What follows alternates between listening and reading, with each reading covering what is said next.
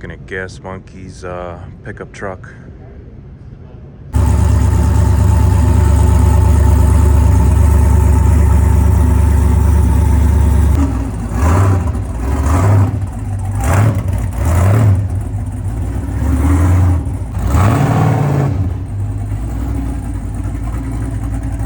I don't even know if this is a Chevy C10 or a GMC. I really dig the custom aluminum billet intake manifold with those throttle bodies that are made to look like dual quad carburetors. It's got a lot of billet on here. This whole front grille, all billet aluminum.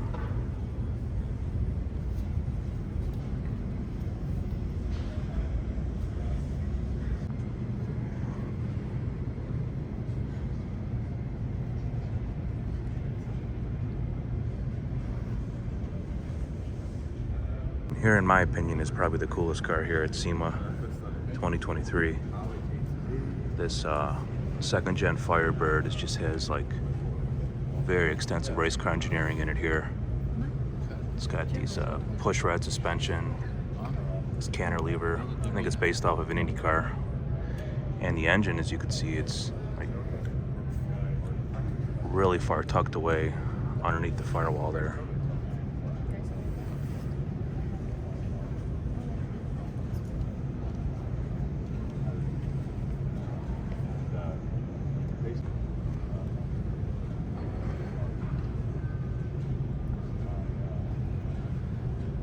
So it's boosted. I think it's turbocharged. You can see the charge pipes coming right through the cabin there. Goes to an air-to-water intercooler in the back. Probably feeds the intercooler right there.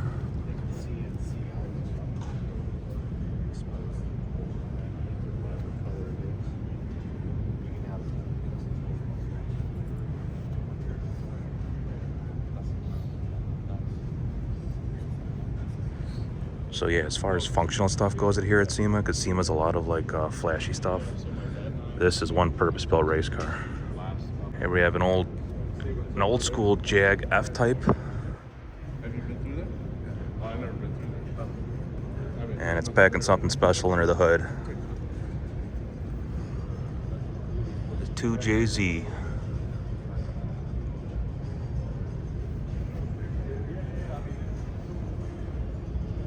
Very uncomfortable looking, but lightweight carbon fiber seats.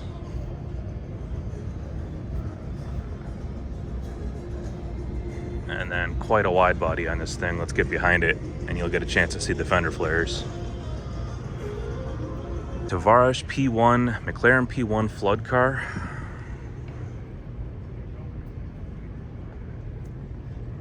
There's the hood.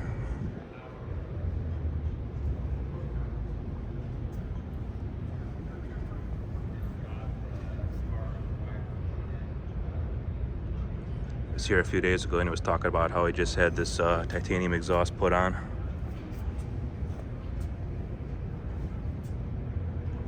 Man, what an undertaking to take on a project like this, huh? This is like spaceship engineering in this thing.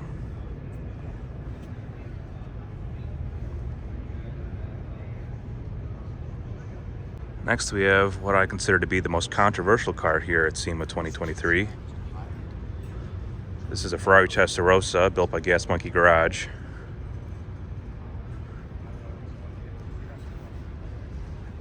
Interesting seating configuration, kind of like the McLaren F1. No gauges, everything's digital on that tablet right there.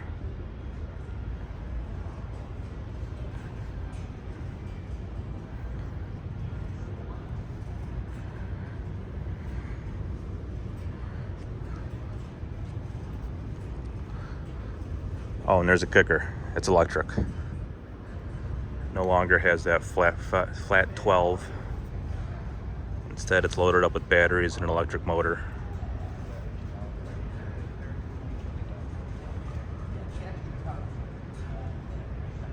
Yeah, the booth they're at right here, Legacy EVs. It's a company that makes conversion kits to convert your classic cars into electric.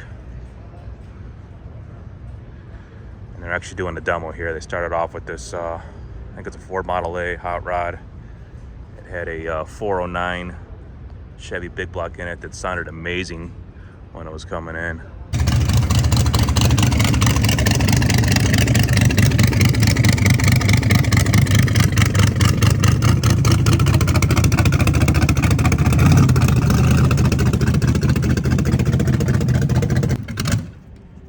Throughout the course of the show, they've been converting it to electric here. They got the motor and the controller in there. I'm assuming that's like a battery bank, or looks like it's pretty high up. Not the best center of gravity if it is batteries, but hey, whatever. So in this area, we have a whole bunch of electric stuff. Is electric the future? Let me know in the comments.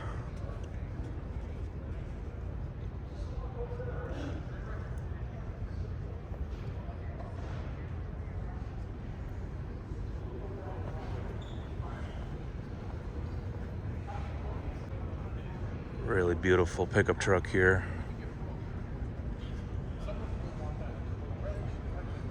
Loving these tail lights here. This is the color combo though, the blue and the gold. Man, that looks sharp.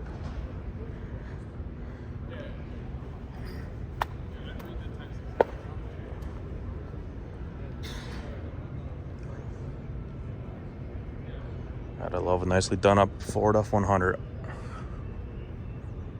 Ah, it's electric. Oh. Whatever.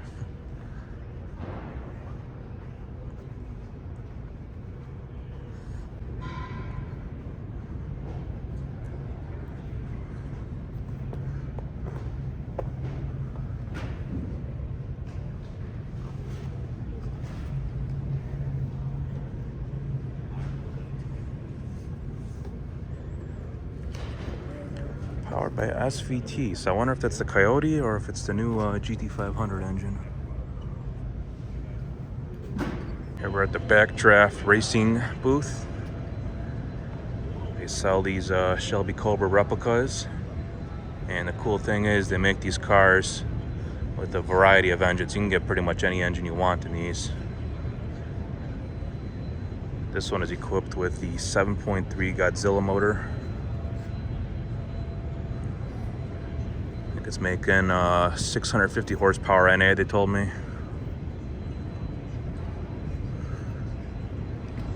This one over here is their hard top.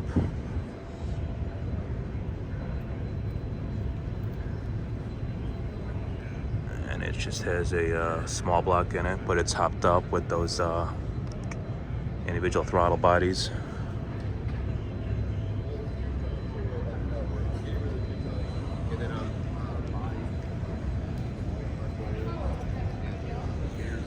Probably the most badass Mustang that's here at the show. I think it's called Project Vicious. I don't know what the story was on this. It's been out for a few years. They redid it. The paint's a little bit different. They swapped the colors. But man, I saw this pulling in the other day and it is wicked sounding.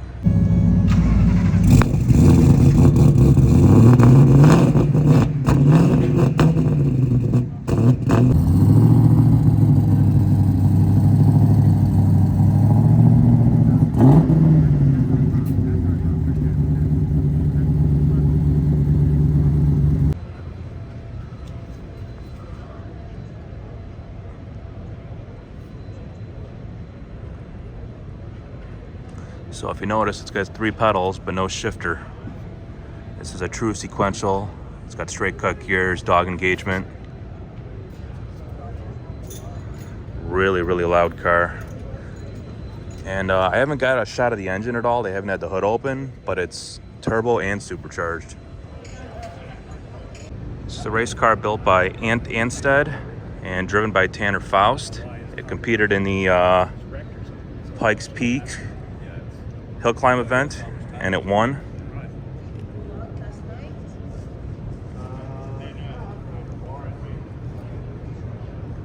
They're selling these too. I think they said they're gonna make either 10 or 100. But yeah, you can get it optioned out for anything. It's a single seat race car. Driver sits right in the middle. All carbon fiber body. Here's a more civilized version. I think this is a road-going street car. So it has a Lotus badge in it. So I'm wondering if they started off with a Lotus chassis and they modified it the way they wanted, kind of like a Hennessy Venom. But man, the shape of this car, that's just... doesn't get much better looking than this, in my opinion, as far as exotics go. Here's two cars that aren't super flashy, but are still very cool. This is a modern take on the GMC Jimmy and the Chevy Blazer. This must have took a lot of work to make these.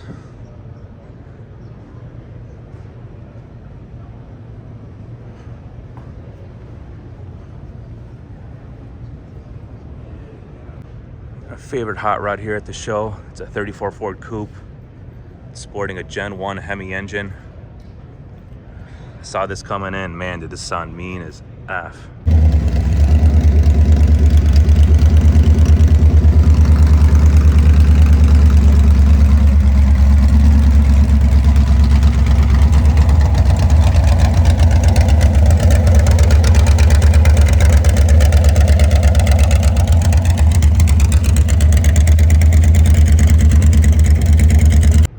Open headers, and if you take a look, the engine sits like a foot back from the centerline axle of the front wheels. Engine's really far pushed back, and it's a monster. It's an elephant motor, that's what they call it. So as a result, the driver has to sit really far back, right up along the trunk here, and pretty much look through this window.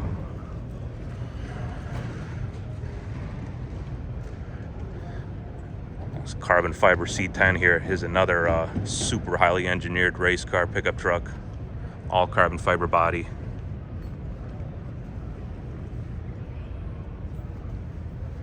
LS motor.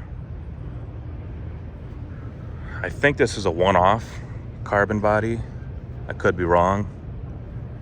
As you can see, it's not like totally perfect. It has some imperfections, which makes me think it's a one-off body.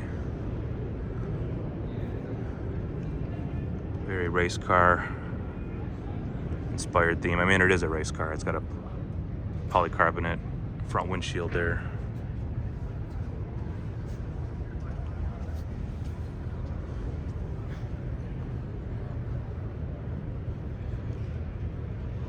Let's take a look at the weight of it. I thought I saw the weight of it listed on their board side exhaust.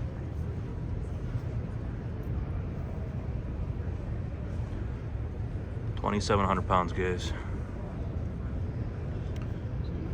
Yeah. Now here's something different in that this is an entirely stock car. This is a 1970 Mercury Cougar. They only made around 2,000 of these. 351 Cleveland engine. And it's a 4-speed. This car is worth some money, I bet. Datsun 240 here. Another one of my favorite Mustangs. I love the golf theme.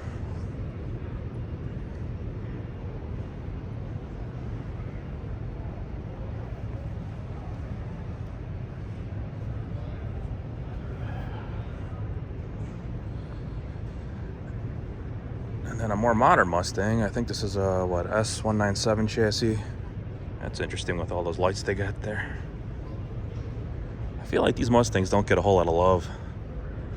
These had the 3-valve in them. Yeah. A 5.8 engine. I think that was called the Trinity, maybe. And it was available in what, like 2011 to 2013, maybe.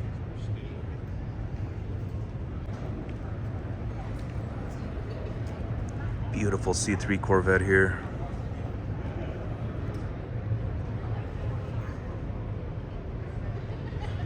Lots of carbon inside there.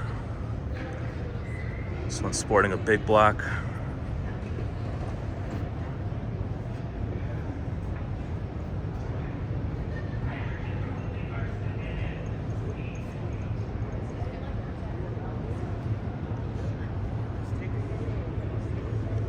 There's The C3 Roadster.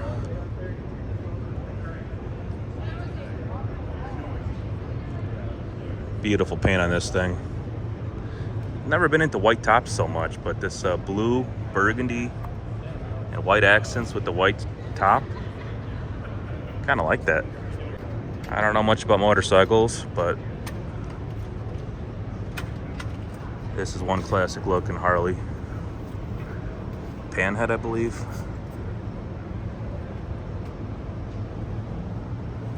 Howdy.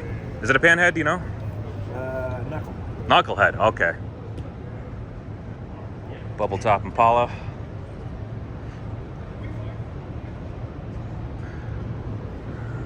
Got videos of this pulling in.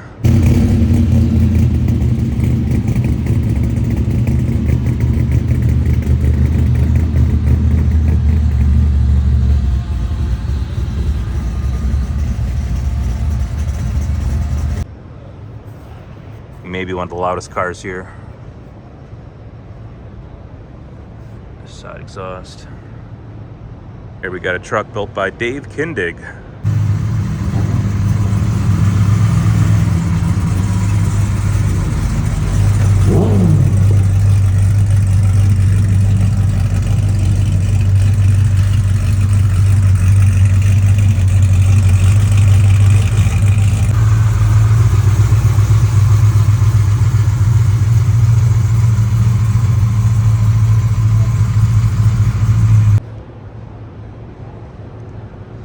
Probably one of the best hot rodders around today. Take a look at that exhaust coming through the bed there.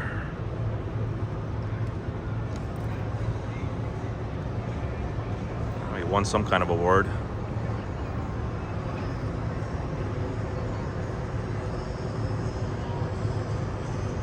(1963) Chevy C10. Let's take a look at those velocity stacks. They snuck into the high school of a marching band and cut off all the trumpets and trombones, huh?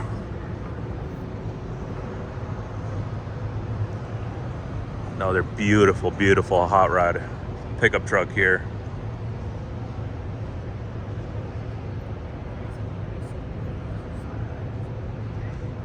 And they turned it into a crew cab with suicide doors.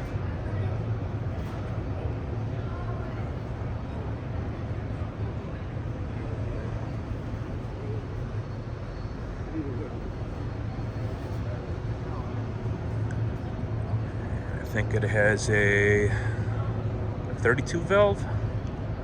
No. Sorry, I'm getting lost here. I can't do my math. Well, it's a Cummins engine. It's a 24 valve. What am I saying? 32 valve. It's 6 cylinders. So.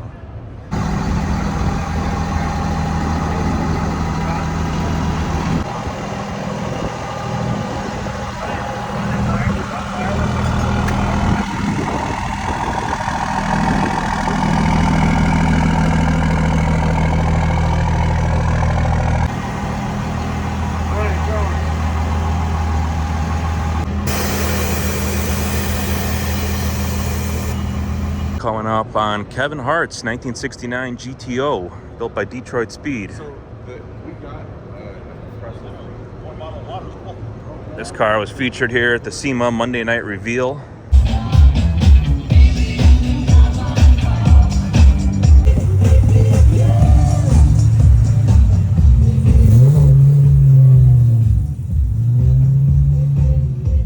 So we have a secret for everybody, and on behalf of all of the DSE, Detroit Speed Engineering employees, and all the Holly employees, this is the newest car in Kevin Hart's collection. Wow, nice.